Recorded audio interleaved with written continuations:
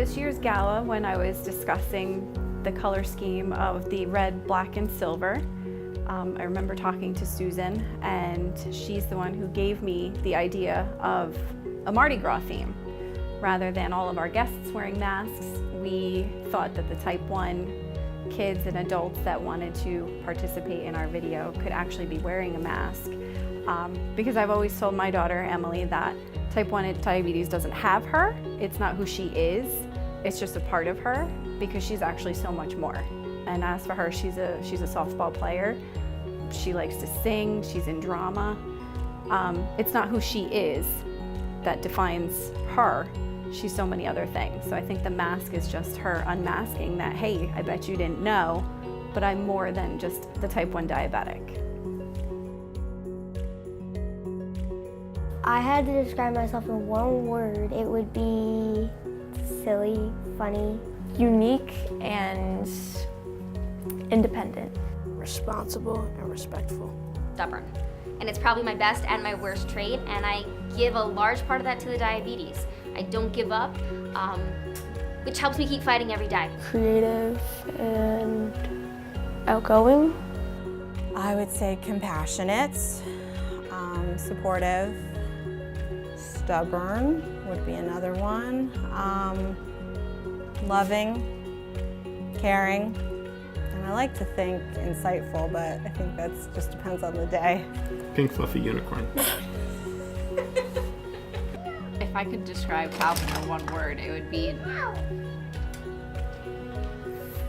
fireball.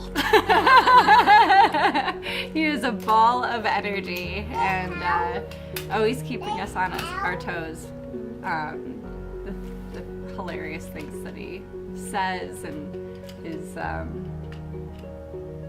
funny perspective on the world keeps everything really lighthearted in our house.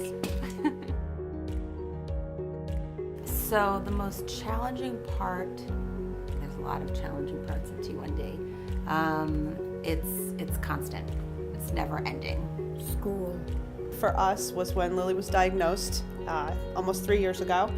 She was healthy and active, and all of a sudden she was very, very lethargic and tired. We took her to our pediatrician, found out that she was at that point she was diagnosed with type 1. We spent the weekend up in Albany, met Dr. Brodsky, who we love, and dealing with the diagnosis as well as teaching our family and our friends how to help her and learn the number aspect of it and coping mechanisms for both herself, myself, our family, and getting through it. And now we feel like it's all we know, and I would love for there to be a cure for it, but if there's not in her lifetime, then we will just move forward and continue to keep her healthy as best we can. When I was a child, really weren't that many type 1s. For instance, in my school, I was the only type 1 in my school. So to relate to other kids who had type 1 was hard to do. I really was the odd one out. The constant, every day, dealing with making my own food, counting my carbs, putting in insulin whenever I eat, because especially at college, having such a tight schedule with going to class, studying, doing homework, all that, you kind of find it hard to balance that, making sure you're having time to eat your food and making sure you have time to make sure you're testing your blood sugars and you're doing all the right stuff, and sometimes it's hard to balance that. The overnights are probably the hardest in general, and we get up a lot during the night, and it's rare that we have a night that my wife or myself, more my wife, she's more the pancreas in the family, as we call it, we get up at 2 or 3 in the morning. Now there's technology, there's closed loop systems and bionic pancreases that I think that wouldn't be around if it wasn't for the spearheading of that, which I think was maybe 10, 12 years ago that they really pushed for that. And we're very lucky to be here now, and it stinks that we're a part of this group, but we're part of it at a time when there's some amazing things happening, where she doesn't have to take finger sticks anymore for her CGM, Duxcom, and through different ways, there's ways that we have it that they're now communicating, and I don't know if that would have been possible without the JDRF.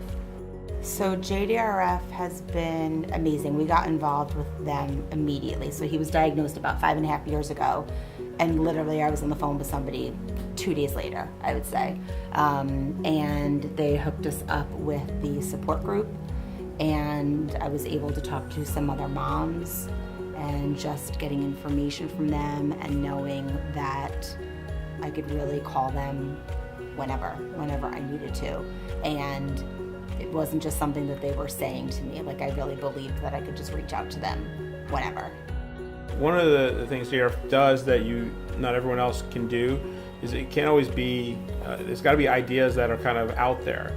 And like insulin responsive testing that they funded back in 2003, that most organizations were like, well, it's not a cure, and people will get upset because it's not a cure. Well, it's not there yet, but it's so close that it could be something that's a better life for people. So stuff like that, I don't know any other research organization in our communities that are really funding those.